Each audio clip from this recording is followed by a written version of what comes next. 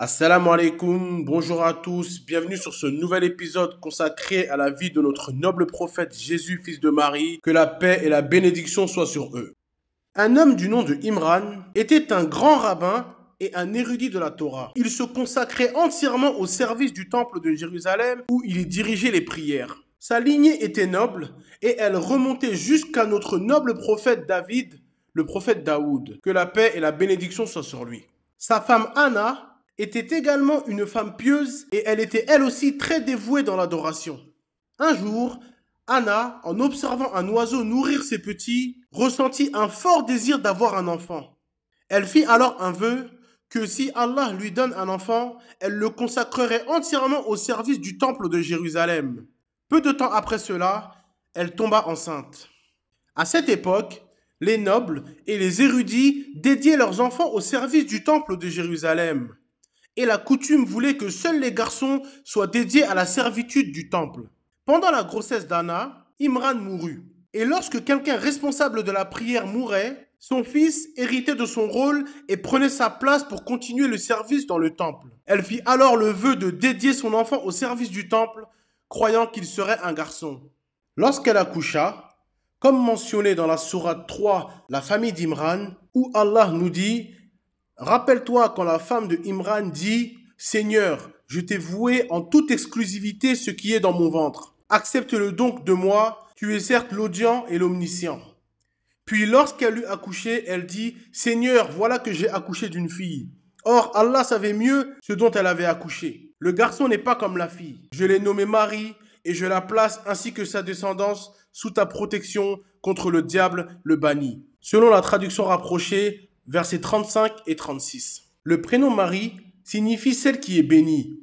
Et comme mentionné, lorsque Anna a vu que c'était une fille dont elle avait accouché, elle a dit: un garçon n'est pas comme une fille, c'est-à-dire pour les services et les besoins du temple, car ce n'était pas la coutume. Ensuite, elle ajouta: je la place, elle et sa descendance, sous ta protection contre le diable. Et Allah exauça son vœu, car chaque nouveau-né est piqué du doigt par Satan lors de sa naissance, ce qui le fait pleurer. Les seuls qui ont échappé à cela sont Marie et son fils. C'est ainsi que la mère de Marie fit le vœu que sa fille servirait dans le temple, malgré que la coutume ne soit pas cela. Après sa naissance, sa mère l'avait gardée auprès d'elle et l'avait allaitée avant de décider de la remettre aux hommes pieux du temple pour qu'ils s'occupent d'elle à partir de son jeune âge. Marie était la fille de leur grand rabbin et celui qui dirigeait leurs prières. Ils commencèrent à se disputer pour savoir qui aurait l'honneur de prendre en charge Marie. À cette époque, le noble prophète Zacharia, que la paix et la bénédiction soient sur lui, était présent et souhaitait avoir la garde de Marie. Cependant, ils voulurent procéder à un tirage au sort pour décider qui la prendrait en charge. Ils se rendirent au temple de Jérusalem et utilisèrent un procédé de tirage de bâton pour décider qui d'entre eux s'occuperait de Marie. Lorsqu'ils procédèrent au tirage au sort, Zacharie, que la paix soit sur lui, l'emporta, et c'est ce qui est mentionné dans le verset 44 de la sourate La famille d'Imran, où Allah nous dit dans le sens rapproché: ce sont là des nouvelles de l'inconnaissable que nous te révélons, car tu n'étais pas là lorsqu'ils jetaient leur calame pour décider qui se chargerait de Marie. Tu n'étais pas là non plus lorsqu'ils se disputaient. Ici, les kalames fait référence au bâton utilisé pour le tirage au sort. Chaque homme parmi eux avait un bâton qui lui était propre et reconnaissable. Un jeune garçon fut appelé à tirer un bâton et c'est celui de Zacharie, que la paix soit sur lui, qui fut tiré. Après ce premier tirage, ils contestèrent cette décision et demandèrent un deuxième essai, cette fois en jetant leur bâton dans la rivière. Et celui dont le bâton remonterait contre le courant prendrait Marie avec lui. Tous les bâtons furent emportés par le courant, sauf celui de Zacharie, que la paix soit sur lui, qui alla dans le sens opposé.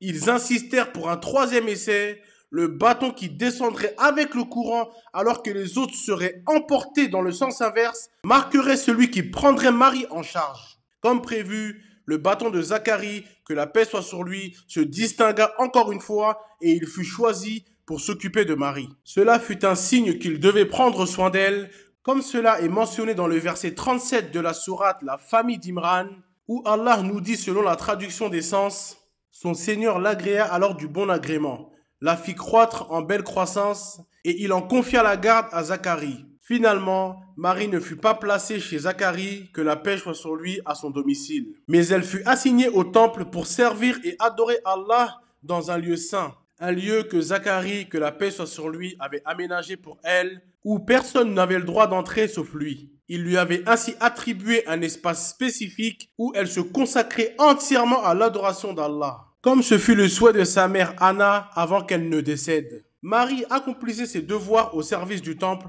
lorsqu'elle devait y officier. Mais lorsqu'il arrivait son tour, elle n'était parfois pas trouvée à son poste, car elle passait tout son temps dans l'adoration jour et nuit. Elle était tellement dévouée à la prière qu'elle devint un modèle d'adoration pour les enfants d'Israël. Sa renommée se répandit grâce aux bénédictions divines visibles sur elle et à ses nobles qualités. À chaque fois que le noble prophète Zacharie, que la paix soit sur lui, entrait dans son sanctuaire de prière, il y trouvait des fruits inhabituels et hors saison. Il trouvait des fruits d'été en plein hiver et des fruits d'hiver en plein été. Il lui demanda donc, comme cela est mentionné dans le verset 37 de la sourate La famille d'Imran, selon la traduction des sens, Allah nous dit « Chaque fois que celui-ci entrait auprès d'elle dans le sanctuaire, il trouvait près d'elle de la nourriture. Il dit « Ô Marie, d'où te vient cette nourriture ?» Elle dit « Cela me vient d'Allah. Il donne certes la nourriture à qui il veut sans compter. » À ce moment-là, le prophète Zacharie, que la paix soit sur lui, se mit à espérer que, bien qu'il fût d'un âge avancé, qu'Allah lui accorderait un enfant. Comme cela est précisé dans le verset suivant, le verset 38, il demanda donc « Ô Seigneur, accorde-moi venant de toi une descendance pure. Certes, tu es celui qui entend les prières. » Par la suite, Marie a grandi et se consacra de manière encore plus intense à l'adoration d'Allah. À son époque, il n'y avait personne qui l'égalait dans la dévotion et l'adoration. Ses états de piété et de pureté impressionnaient même le prophète Zacharie, que la paix soit sur lui. Elle passait l'intégralité de son temps dans son lieu de prière et elle ne sortait que rarement pour ses besoins essentiels ou pour ses menstruations, car elle était profondément consacrée à l'adoration.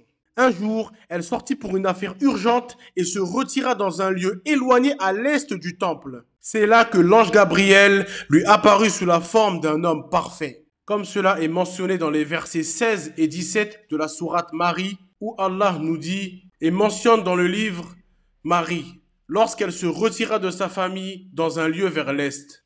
Elle mit entre elle et eux un voile. Nous lui envoyâmes alors notre esprit, l'ange Gabriel, qui se présenta à elle sous la forme d'un homme parfait. Lorsqu'elle le vit, terrifiée, elle dit « Je me réfugie auprès du tout miséricordieux contre toi, si tu es pieux. » Comme cela est précisé dans le verset 18 de la sourate Marie. Car elle savait que quelqu'un de véritablement pieux ne se livrerait pas à des actes inappropriés. C'est la raison pour laquelle elle chercha refuge auprès d'Allah, espérant être protégée. L'ange Gabriel lui répondit en ces termes, comme cela est mentionné dans le verset suivant. « Je suis en fait un messager de ton Seigneur. » Et il lui expliqua qu'il n'était pas un simple homme, mais un ange envoyé par Allah pour lui annoncer la naissance d'un fils béni et pur. L'ange lui dit « Ô Marie, Allah t'a choisi, purifié, et il t'a élu parmi l'intégralité des femmes. » Elle dit alors, étonnée, « Comment aurais-je un garçon alors qu'aucun homme ne m'a touché et que je ne suis pas une prostituée? Ainsi sera-t-il. Cela m'est facile, a dit ton Seigneur. Et nous ferons de lui un signe pour les gens et une miséricorde de notre part. C'est une affaire déjà décidée. » Cela signifie que la création de Jésus, fils de Marie, que la paix soit sur lui, serait une preuve éclatante du pouvoir d'Allah. Tout comme il avait déjà créé Adam sans père ni mère.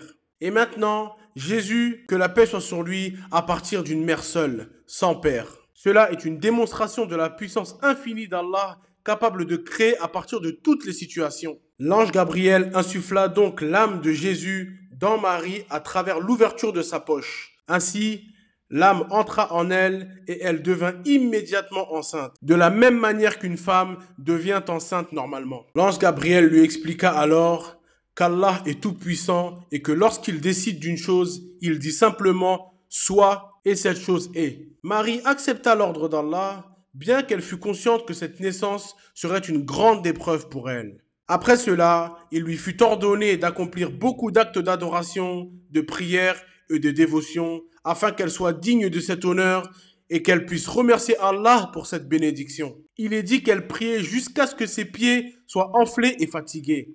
Lorsque les premiers signes de grossesse commencèrent à apparaître, un homme pieux du temple fut le premier à remarquer les changements dans son corps. Un homme parmi eux du nom de Joseph, le fils de Jacob le charpentier, qui était le cousin de Marie, qui fut très étonné de la grossesse de Marie. Il savait qu'elle était très pieuse, vertueuse et dévouée à la religion. Il ne comprenait donc pas comment elle pouvait être enceinte sans être mariée. Un jour, il lui demanda: Est-ce possible qu'il y ait une récolte sans semence? Elle lui répondit: Oui, car qui a créé la première graine? Puis il ajouta: Est-ce possible qu'il y ait un enfant sans père? Elle répondit: Oui, car Allah a créé Adam sans père ni mère. Joseph lui demanda alors de lui expliquer ce qui lui était arrivé. Elle répondit qu'Allah l'avait informée par la bonne nouvelle qu'elle allait porter un enfant, nommé le Messie, Jésus, fils de Marie. À l'approche de son terme, l'ange Gabriel vint la voir pour lui annoncer la naissance imminente de l'enfant. Ainsi, Allah a ordonné à Marie de se retirer dans un endroit isolé afin de lui épargner les accusations infondées qui allaient certainement se lever contre elle. C'est ce qu'elle fit. Marie se retira dans un lieu éloigné car elle savait que les gens parleraient d'elle à cause de cette grossesse et qu'elle allait être la cible des critiques des gens. Les gens autour d'elle avaient remarqué son absence après qu'elle se fut retirée. Ils partirent donc à sa recherche. Les douleurs de l'accouchement commençaient à se faire sentir. Et lorsqu'elles devenaient intenses, cela l'amena à se réfugier près d'un palmier. Comme cela est mentionné dans le Coran, dans le verset 23 de la sourate Marie, selon la traduction des sens, elle dit: Malheur à moi que je fusse morte avant cet instant et que je fusse totalement oubliée. Cela démontre la profondeur de sa tristesse et en raison des accusations injustes qu'elle craignait. Marie, se sentant accablée par la situation, est consciente que les enfants d'Israël l'accuseraient et ne la croiraient pas. Elle espérait profondément ne jamais avoir à affronter de telles accusations. Les gens allaient inévitablement penser qu'elle avait péché, alors qu'elle était connue pour être une adoratrice pieuse, dévouée à la prière dans le temple et issue d'une lignée de prophètes. Elle souhaitait donc mourir avant d'affronter cette épreuve ou disparaître complètement, effacée des mémoires. C'est alors qu'une voix l'appela d'en bas. C'était l'ange Gabriel qui lui parla pour la réconforter. Comme cela est précisé dans le verset 24 de la sourate Marie, où Allah nous dit dans la traduction des sens: N'aie pas de chagrin, ton Seigneur a placé à tes pieds une source d'eau. Cela nous montre qu'Allah a apaisé Marie dans sa tristesse et dans sa peur, en lui faisant jaillir un ruisseau à ses pieds pour la soutenir, pour apaiser sa soif et calmer son tourment. Puis Allah lui ordonna de secouer le tronc du palmier afin que des dattes fraîches tombent pour qu'elle puisse se nourrir. Comme cela est mentionné dans le verset 25 et 26 de la sourate Marie, où Allah nous dit dans la traduction des sens: Secoue vers toi le tronc de palmier, il fera tomber sur toi des dattes fraîches et mûres. Mange donc et bois, et que ton œil se réjouisse. Après avoir enduré toutes ces difficultés, elle mit au monde son fils, le Messie. Avant de retourner vers son peuple avec son enfant dans les mains, Allah lui ordonna d'entamer un jeûne de la parole, de ne parler à aucun humain et de rester silencieuse tout au long de la journée. Lorsqu'elle est revenue auprès de son peuple en portant l'enfant, ils lui ont dit, comme cela est mentionné dans le verset 27 de la sourate Marie: Ô Marie, tu as fait une chose monstrueuse. Ô sœur de Haroun, ton père n'était pas un homme de mal, et ta mère n'était pas une prostituée. Par le terme sœur de Haroun, il faisait allusion à une piété exemplaire, du fait qu'ils avaient l'habitude de se nommer en utilisant les noms des prophètes et des justes qui les avaient précédés. Lorsque Marie se retrouva face à ces accusations, elle pointa simplement son doigt vers l'enfant qu'elle portait, car elle ne devait pas prendre la parole. Ils furent étonnés et se dirent: Comment pourrions-nous parler à un enfant au berceau? Cette réponse semblait ridicule, car il n'était pas possible de s'adresser à un nouveau-né. Ils pensaient qu'elle se moquait d'eux en leur disant de demander à un enfant qui ne pouvait ni parler ni comprendre.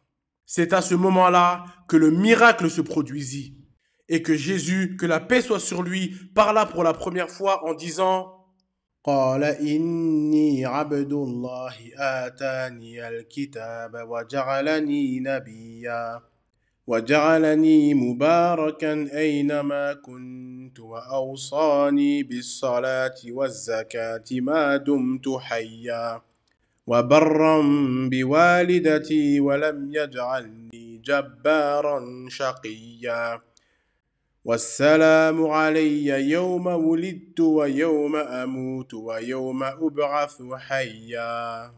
Ce que l'on retrouve dans le verset 29 de la sourate Marie, il s'est exprimé en disant « Je suis le serviteur d'Allah, il m'a donné le livre et il m'a désigné prophète. Il m'a béni où que je sois et m'a recommandé la prière et l'aumône tant que je vivrai. Il m'a rendu bienveillant envers ma mère et il ne m'a pas fait être un tyran malheureux. Et que la paix soit sur moi le jour de ma naissance, le jour de ma mort et le jour où je serai ressuscité vivant. » Et il ajouta, « En vérité, Allah est mon Seigneur et votre Seigneur. Adorez-le donc, ceci est le droit chemin. » Impressionnés par la scène, les gens autour n'en revenaient pas. Et c'est ainsi que Jésus, fils de Marie, que la paix soit sur lui, prononça ses premières paroles.